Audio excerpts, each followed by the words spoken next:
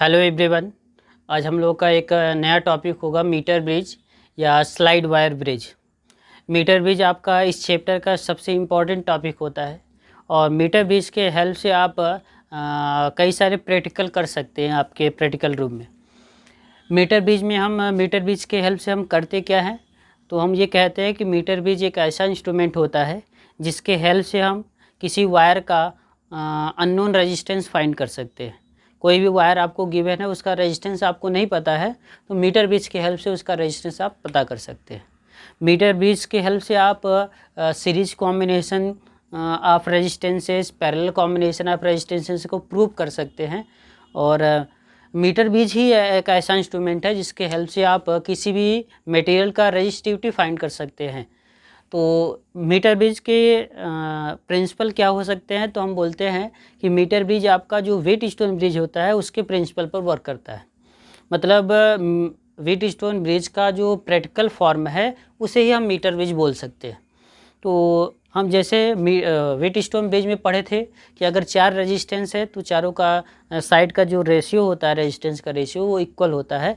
तो यहाँ पे जो प्रिंसिपल काम करेगा वही काम करेगा कि P/Q इज इक्वल टू हो आपका R/S हमेशा रहेगा। तो क्यों हम बोलते हैं कि ये आपका वेट स्टोन ब्रिज के तरह वर्क करता है, उसको ध्यान से देखें। इसका कंस्ट्रक्शन मैंने यहाँ पे बनाया हुआ है। कंस्ट्रक्शन में हम क्या बोलते हैं कि जब आप लैब में जाते हैं, लैब में आपका एक 1 मीटर का एक लकड़ी का बोर्ड होता है जिसके ऊपर 3 स्ट्रिप लगी होती हैं, जिसमें एक स्ट्रिप आपका लेफ़्ट साइड होता है ये एल शेप में, और एक राइट साइड होता है एल शेप में। इस प्रकार से कॉपर का या किसी भी मेटल का स्ट्रिप लगा होता है, और बीच में एक स्ट्रेट स्ट्रिप इस प्रकार से लगा होता है, लकड़ी के बोर्ड पर ही लगा होता है। और उसके बीच में जो आपके एल शेप में एक पॉइंट होता है, यहाँ पे जो पॉइंट होता है, दोनों के बीच में एक वायर होता है। एक वायर का एंड होता है ए, दूसरे वायर का एंड होता है सी। ये जो आपका वायर होता है ए के थ्रू हम एक बैटरी या सेल कनेक्ट करते हैं पॉजिटिव टर्मिनल को, और जो वो सेल का नेगेटिव टर्मिनल होता है वो की के थ्रू आपका सी से कनेक्ट किया जाता है। लेफ्ट हैंड जो आपके गैप होते हैं, जैसे इस मीटर ब्रिज में दोनों स्ट्रिप के बीच में यहाँ पे गैप होता है, यहाँ पे गैप होता है, तो लेफ्ट हैंड में जो गैप होता है उसमें हम रेजिस्टेंस बॉक्स कनेक्ट करते हैं। रेजिस्टेंस बॉक्स आपका एक तरह से एक ऐसा इंस्ट्रूमेंट होता है जिसमें हम अपनी मर्जी से जितना चाहे रेजिस्टेंस ले सकते हैं, जिसे हम नॉन रेजिस्टेंस भी बोलते हैं, जो आपके लैब में, प्रैक्टिकल लैब में आपको मिल जाएगा। और राइट साइड में जो गैप होता है वहाँ पे हम जिस वायर का रेजिस्टेंस फाइंड करना चाहते हैं उस वायर को कनेक्ट कर लेते हैं इसके दोनों एंड पर हम इस प्रकार से। और एक चीज़ और इसमें सबसे इम्पॉर्टेंट होता है कि बीच में एक और टर्मिनल होता है डी, जिसके एंड से हम एक गैल्वानोमीटर कनेक्ट करते हैं, और गैल्वानोमीटर का जो दूसरा टर्मिनल होता है वो आपका जे जॉकी से कनेक्ट कर दिया जाता है। जॉकी आपका एक ऐसा इंस्ट्रूमेंट होता है जिसको हेल्प से आप वायर पर इस जॉकी, जैसे जॉकी का जो शेप होता है बिल्कुल ऐसा ही होता है, जैसे ये वायर है तो वायर के ऊपर इस प्रकार से स्लाइड कर सकते हैं, इसलिए इसको स्लाइडर जॉकी भी बोलते हैं। तो ये जॉकी आपका रहता है, ये इस वायर पर आसानी से खिसकाया जा सकता है। तो ये पूरा आपका कंस्ट्रक्शन होता है। ये याद रहे कि ए और सी के बीच में एक स्केल लगा होता है जो 100 सेंटीमीटर का होता है, मतलब 1 मीटर का, और इसी के कारण इस 1 मीटर वायर के कारण ही आपका इसको बोला जाता है मीटर ब्रिज। और यहाँ पे इस जॉकी को स्लाइड किया जा सकता है, इसलिए इसको बोला जाता है स्लाइड वायर ब्रिज। तो ये हमें पता होना चाहिए। तो ये कंस्ट्रक्शन हो गया। तो हम जब वर्किंग की बात करते हैं तो वर्किंग में हमने कहा कि ये कौन से प्रिंसिपल पर वर्क करता है, हमने कहा वेट स्टोन ब्रिज के प्रिंसिपल पर। तो जब वेट स्टोन ब्रिज के प्रिंसिपल पर वर्क कर रहा है, इसका मतलब यहाँ पे 4 रेजिस्टेंस होने चाहिए। तो यहाँ पे हम मान के चलते हैं कि एक रेजिस्टेंस ये दिख रहा है, एक रेजिस्टेंस आपको ये दिख रहा है, ये आपके। फिर इसी के साथ यहाँ पे ध्यान दें, एक वायर जो हमने लिया था AC, इसका जो डायमीटर होता है सबका यहाँ से A से C तक पूरा सेम रहता है, रेडियस सेम रहता है। तो जब हम A से B तक का जो लेंथ लेते हैं, यहाँ पे L दिख रहा है, तो L लेंथ का जो वायर होता है उसका अलग रेजिस्टेंस होता है, और 100 - L लेंथ का जो वायर होता है उसका अलग रेजिस्टेंस होता है। क्योंकि हमें पता है कि रेजिस्टेंस लेंथ पर डिपेंड करता है। जब दोनों का लेंथ डिफरेंट है तो हम बोल देंगे रेजिस्टेंस भी डिफरेंट होगा। तो बोला जाएगा AB का अलग रेजिस्टेंस और BC का अलग रेजिस्टेंस होगा। तो ये एक रेजिस्टेंस यहाँ पे, दूसरा यहाँ पे, तीसरा यहाँ पे, चौथा यहाँ पे, ये 4 रेजिस्टेंस है। और चारों के बीच में देखिए ये गैल्वानिक गैल्वानोमीटर कनेक्ट है। तो याद कीजिए व्हीटस्टोन ब्रिज में भी ऐसा होता था, एक P रहता था, Q रहता था, R और S, और बीच में आपका क्या लगा होता था, गैल्वानोमीटर। तो बिल्कुल आपका ये व्हीटस्टोन ब्रिज की तरह ही काम करता है। तो जब हम मानते हैं कि व्हीटस्टोन ब्रिज है या बैलेंस व्हीटस्टोन ब्रिज है, तभी आपका ये कंडीशन मिलता है। तो बैलेंस व्हीटस्टोन ब्रिज के लिए हम क्या करते हैं, इस जॉकी को इस वायर पर स्लाइड कराते हैं। जब हम जॉकी को इस वायर पर स्लाइड कराते हैं तो हम इस गैल्वानोमीटर में देखते हैं तो उसका इंडिकेटर आपका लेफ़्ट राइट करता रहता है, ठीक है। जब लेफ़्ट राइट करता रहता है तो हम क्या करते हैं, जॉकी को इस प्रकार से एडजस्ट करते हैं स्लाइड करा के कि ये जो आपका इंडिकेटर इस गैल्वानोमीटर में है वो बिल्कुल आपका स्ट्रेट हो जाए। क्योंकि गैल्वानोमीटर का इंडिकेटर जब स्ट्रेट हो जाता है तो बोला जाता है नल डिफ्लेक्शन, और जब नल डिफ्लेक्शन होता है तो बोला जाता है इसमें करंट आपका ज़ीरो है, ठीक। और जीरो कंडीशन बन जाता है तभी इसको हम बैलेंस ब्रिज बोल सकते हैं। तो हम इस प्रकार से जॉकी को स्लाइड करा के एक बैलेंस पॉइंट ढूंढ लेते हैं, और जब बैलेंस पॉइंट मिल जाता है तो हम लोग इसका रेजिस्टेंस फाइंड कर लेते हैं, इसका रेजिस्टेंस फाइंड कर लेते हैं।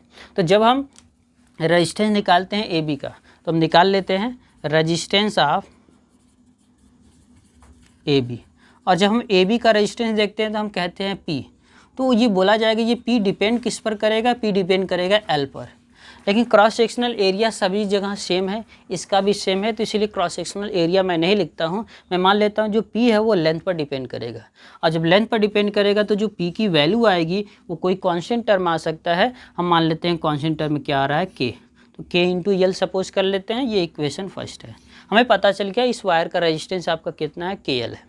अब BC का भी रेजिस्टेंस हम निकाल सकते हैं, हम लिख सकते हैं रेजिस्टेंस ऑफ BC, और BC का रेजिस्टेंस आपका किसके इक्वल माना है, हमने Q के इक्वल माना है। तो जब हम Q लेते हैं तो Q का लेंथ कितना है, 100 माइनस L है। तो जब बोला जाएगा तो Q डिपेंड किस पर करेगा, 100 माइनस L पे डिपेंड करेगी। क्योंकि इसका भी क्रॉस सेक्शनल एरिया भी सेम है, वो एक ही वायर है, इसका भी क्रॉस सेक्शनल एरिया वही था, इसलिए जो प्रोपोर्शनैलिटी कांस्टेंट आएगा वो भी वही आएगा। तो बोला जाएगा Q की वैल्यू भी आपका किसके इक्वल आएगी, K 100 माइनस L। ये इक्वेशन आपका क्या हो गया, सेकेंड। तो अगर मैं इक्वेशन फर्स्ट में सेकेंड को डिवाइड करूं तो हमें क्या मिलेगा, equation first by equation second. तो यहाँ पे लेफ्ट साइड P और Q है, तो हम लिख सकते हैं P upon Q is equal to, यहाँ पे आपका KL है और यहाँ पे आपका है K 100 माइनस L है। तो ये तो कैंसिल हो गया, तो लिख सकते हैं P upon Q is equal to L upon 100 minus L।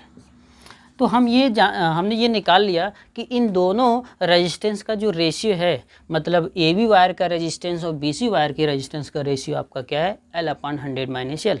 लेकिन हम जानते हैं कि व्हीटस्टोन ब्रिज का प्रिंसिपल क्या कहता है कि P upon Q equal to क्या होता है, R अपॉन S होता है। तो P upon R upon S तो हमने लिख लिया, P अपॉन Q की वैल्यू हम यहाँ से पुटअप कर सकते हैं। तो L upon 100 minus L equal to R upon S। देखिए हमें पता क्या है, जब हम स्केल में जब यहाँ पे हम बैलेंस करने पॉइंट ढूंढ लेंगे तो हमें L की वैल्यू स्केल के थ्रू पता चल जाएगी कि 45 है, 43 है या कितना सेंटीमीटर है। तो स्केल के थ्रू हम L पता कर सकते हैं, 100 माइनस L भी पता कर सकते हैं। और रेजिस्टेंस बॉक्स से हमने जितना रेजिस्टेंस निकाला होगा, चूँकि ये नॉन रेजिस्टेंस है तो ये भी मालूम रहता है। केवल आपको क्या नहीं मालूम है, S की वैल्यू नहीं मालूम है, तो हम यहाँ से S की वैल्यू फाइंड कर सकते हैं। S इक्वल टू आपको मिलेगा 100 minus L upon L into R। यही फार्मूला होता है अननोन रेजिस्टेंस ऑफ वायर। किसी वायर का रेजिस्टेंस आसानी से आप ढूंढ सकते हैं।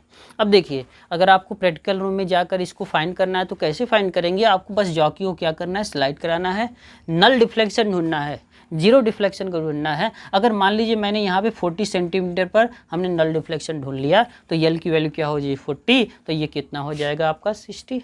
तो यहाँ पे लिखेंगे 40, यहाँ पे लिख देंगे 60। तो 60 अपॉन 40 और R की वैल्यू जो भी आपने लिया होगा वो रख देंगे, आसानी से आप अननोन रेजिस्टेंस की वैल्यू फाइंड कर सकते हैं। और अगर आपको ये पता है कि अगर कोई क्रॉस सेक्शनल एरिया है इस वायर का, ये जो आपने वायर लिया है इसका अगर एरिया आपको पता है, इसका लेंथ आपको पता है, तो आप इसका रेजिस्टिविटी भी फाइंड कर सकते हैं। क्योंकि आपको पता है कि रेजिस्टिविटी आपका क्या होता है, rho equal to R into area upon आपका क्या होता है, लेंथ ऑफ वायर। तो आर आपको जो होता है वो रेजिस्टेंस होता है, और रेजिस्टेंस आपका कौन सा है, यस की वैल्यू है।